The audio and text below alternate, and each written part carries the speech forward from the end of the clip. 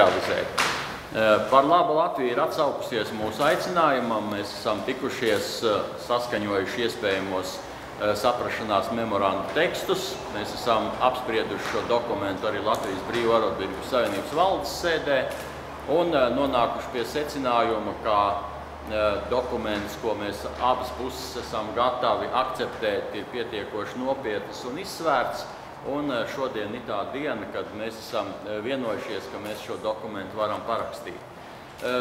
Protams, ka dokuments ir ļoti plašs, jo mēs esam mēģinājuši iekļaut šajā dokumentā visu mūsu nozaru arotbiedrību galvenās prasības, kas ir saistīts gan ar tautsaimniecības attīstību, kas ir saistīts ar sociālajiem jautājumiem, izglītību, veselības aprūpi, kultūru.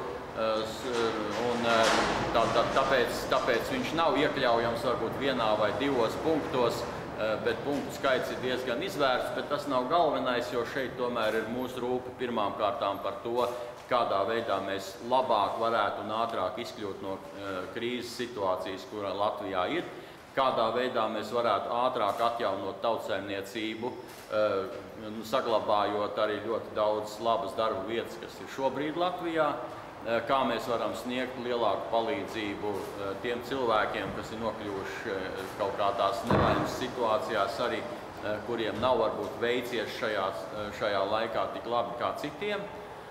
Šeit ir jautājumi par to, ko darīt ar mūsu galvenajām kultūras vērtībām, kā attīstīt un kā pārstrukturēt arī izglītību, veselības aprūpi, lai cilvēkiem būtu pieejami šie pakalpojumi, lai šie cilvēki saprastu, par ko viņi maksā valstī nodokļus, kā šie nodokļi tiek izlietoti, un tātad, lai būtu šī atklātība, pārskatāmība gan tuvākā, gan arī ilgākā periodā.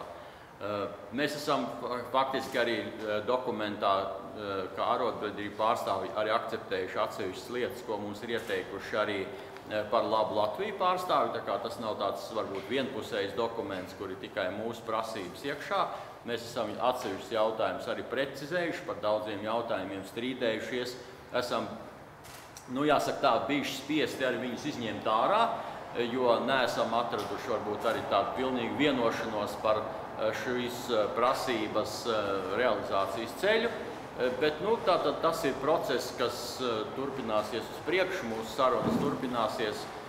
Mēs gan no vienas, gan no otras puses domājam, ka sekosim arī tam, par ko esam apņēmušies arī rūpēties, un tātad arī darba procesā vēl atsevišķas pozīcijas saskaņosim.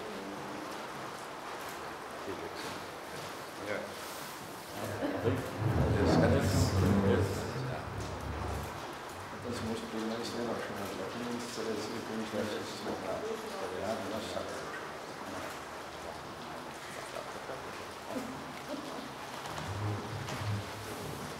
Šis ir pamats, galvenais pamats ar arotbiedrības, sarunās ar arotbiedrības savienību, vērsties pie visiem Latvijas darba devējiem.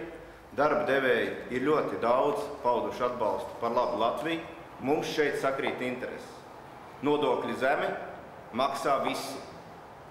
Ja maksā visi, tas ir tas, ko grib redzēt arī arotbiedrība, tātad viņu arotbiedrību biedri un pārējie darbņēmēji saņems pieklājīgas algas.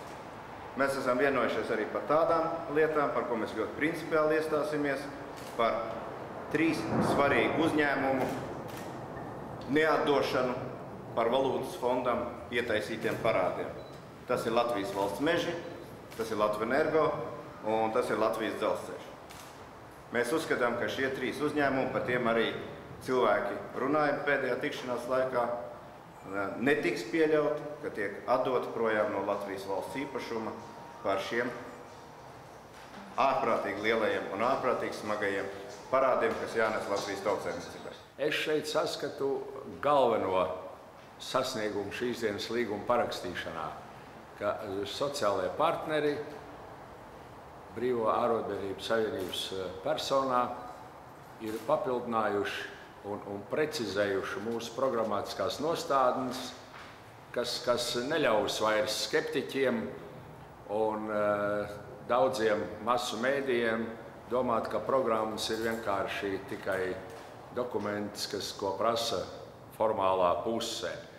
Un es ieteiktu varbūt katram iedziļināties daudzos šeit punktos, jo katrs pants, kas šajā dokumentā ir uzrakstīts, slēp sevī vai nu dziļus un pamatīgs problēma risinājums, vai arī nostādnes, pie kurām ir jāstrādā nākotnē.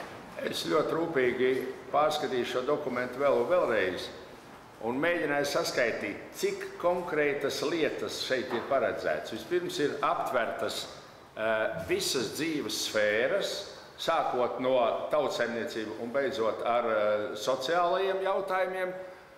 Un es kaut kur apstājos pie kādiem 30, vairāk kā 30 ļoti konkrētiem punktiem, par katru var runāt, debatēt un kuru aizstāvēt un realizēt.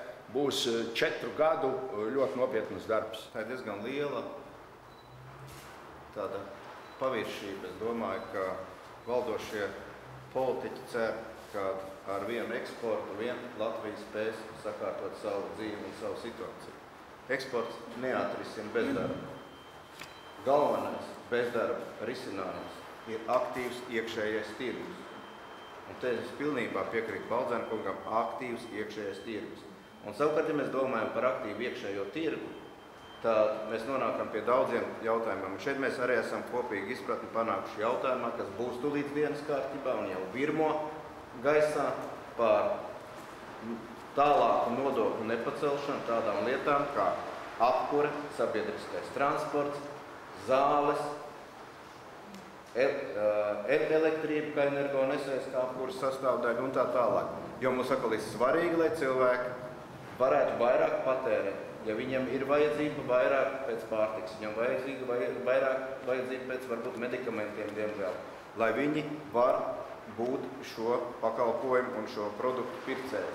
Iekšējais tirgus, tas ir svarīgi, un katra maza nianse, pat pievienotās vērtības nodokļu lielums, var izrādīties ir būtiski noteicoši kādam iedzīvotāju slānim.